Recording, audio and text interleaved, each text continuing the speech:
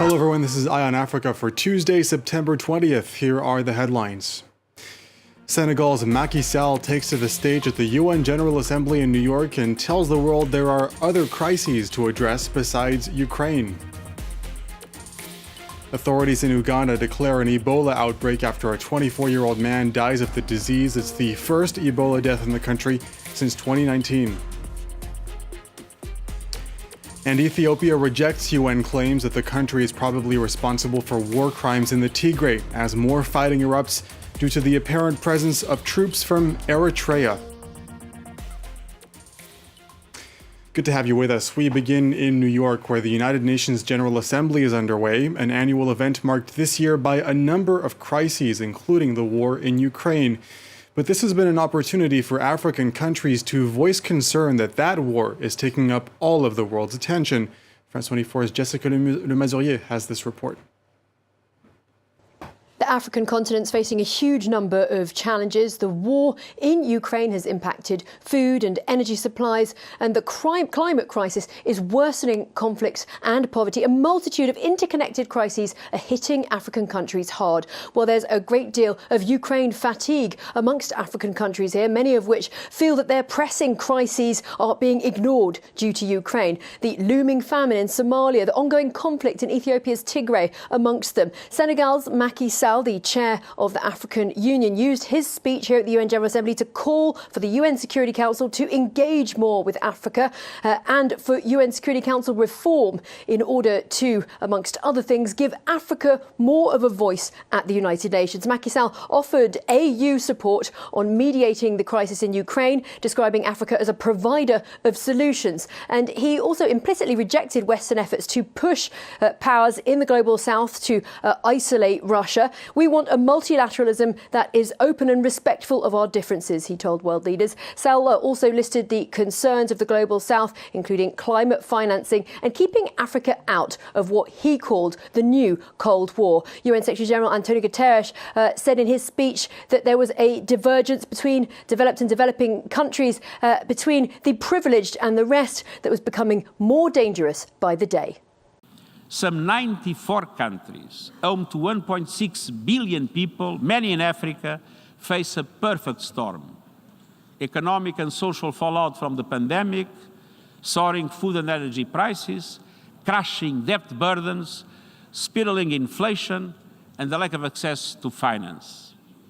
These cascading crises are feeding on each other, compounding inequalities, creating devastating hardship, delaying the energy transition, and threatening global financial meltdown. Social unrest is inevitable, with conflict not far behind. The divergence between developed and developing countries, between North and South, between the privileged and the rest, is becoming more dangerous by the day.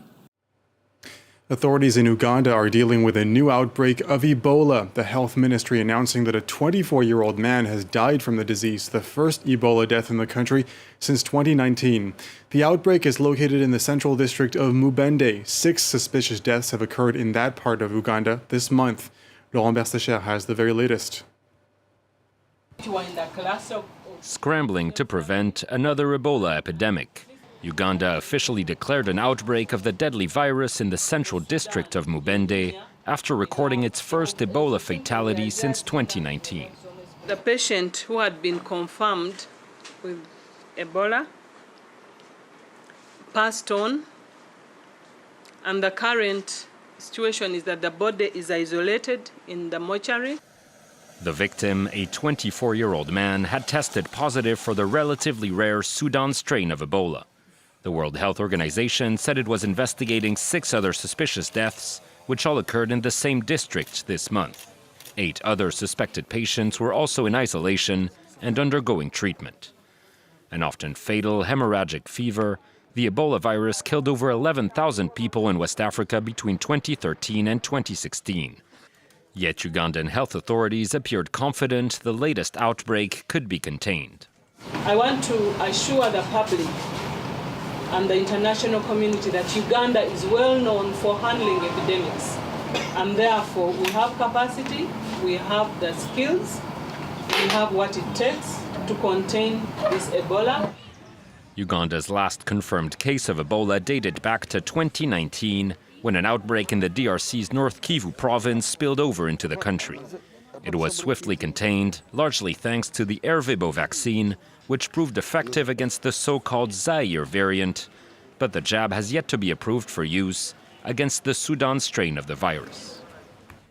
The United States have condemned Eritrea's involvement in the war in neighboring Ethiopia. In a statement to reporters, the special envoy to the region said it served to, quote, inflame an already tragic situation. This comes after Tigrayan forces said troops from Eritrea had launched a full-scale offensive with heavy fighting in several areas along the border. On Monday, the United Nations published a report saying they believe the Ethiopian government was responsible for war crimes and crimes against humanity in the Tigray region. Caroline Lombole has the details.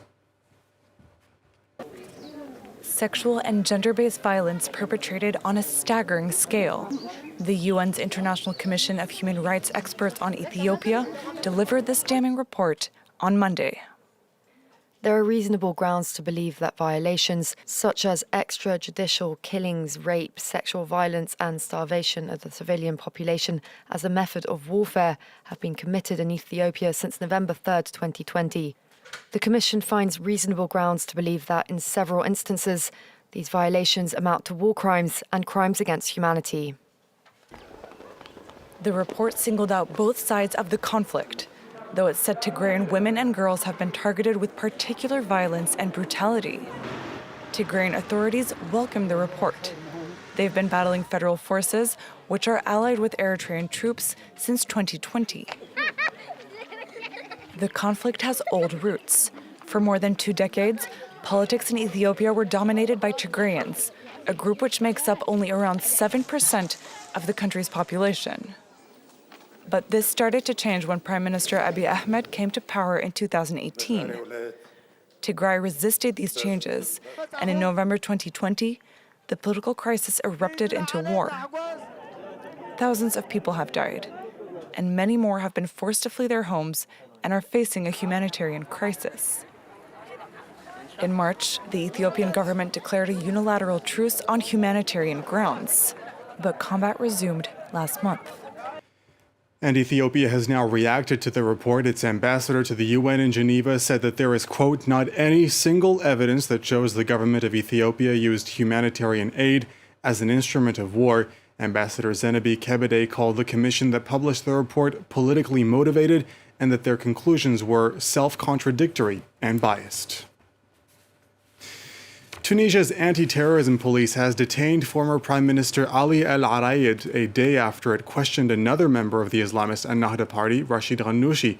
El Araid is expected to appear before a judge on Wednesday. The two men were asked about alleged involvement in sending jihadist militants to Syria and Iraq. The party has categorically denied accusations, calling the interrogation a flagrant violation of human rights. Critics of the Islamist party accuse it of having facilitated the departure of militants to war zones. After the overthrow of President Ben Ali in 2011, thousands of Tunisians joined the ranks of jihadist organizations like the Islamic State group. Finally tonight, let's take you to the Ivory Coast and focus on the martial art of Taekwondo. The country has a national star, Ruth Gbagbi, one of the world's best. Just this month, she won a gold medal at the Paris Grand Prix.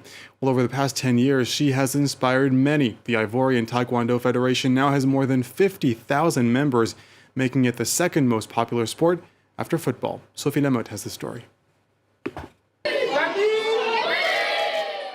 Dozens of children are waiting impatiently for their idol, Ruth Gbagbi. At 27, she's a world champion in Taekwondo, her latest achievement, receiving yet another gold medal at the Paris Grand Prix, a reward that she wants to share with her childhood club. It's important for me to share this because I am already a public figure in my country. There are a lot of young people who look up to me and want to be like me, so it's important to share my experience to inspire them so they can believe in their own dreams. They all dream of such a career. For that, they can count on Master George. He's the one who coached Ruth to the top level. For 5,000 CFA franc, or less than 10 euros, these little taekwondoists learn to kick and punch. But Master George is more concerned with teaching them respect and integrity. With Taekwondo, there's the sporting side and there's the educational side. There are theoretical subjects and practical subjects. And we teach them civic education, so we give a basic education first to these children. The sport appeals to children, but also older generations. It's in this temple, one of the oldest in Africa, that Ruth trains when she returns home. Today, she shared the dojang with Jean-Marc Yassé, president of the Ivorian Taekwondo Federation and mayor of Cocody. He started Taekwondo when he was in the army, a compulsory practice for all military men. This is, in part, how the sport became so popular. More than 50,000 people across Ivory Coast are now Taekwondo lovers. For him, it creates social cohesion in the country. It allows us to be structured. Many people who took it up as a hobby ended up learning discipline and structure. Whether they were learning or teaching, it gave them a kind of purpose. So I think this martial art has many benefits. In the last 10 years, the number of taekwondoists across the country has tripled. And with the 2024 Olympics on the way, Ivory Coast hopes to set the record high. And that does it for this edition of Eye on Africa. Thank you for watching. Live from Paris continues in just a moment.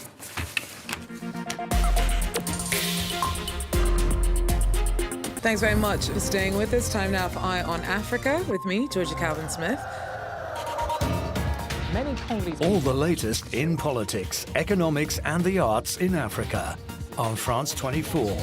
Our journalists are in every region, every country, to report on the emergence of a continent of unparalleled riches. Bringing you Africa's stories on France 24. Thanks for joining us. Do so again. Take care.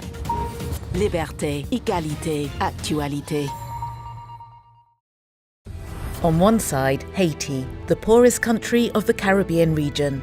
On the other, the booming economy of the Dominican Republic.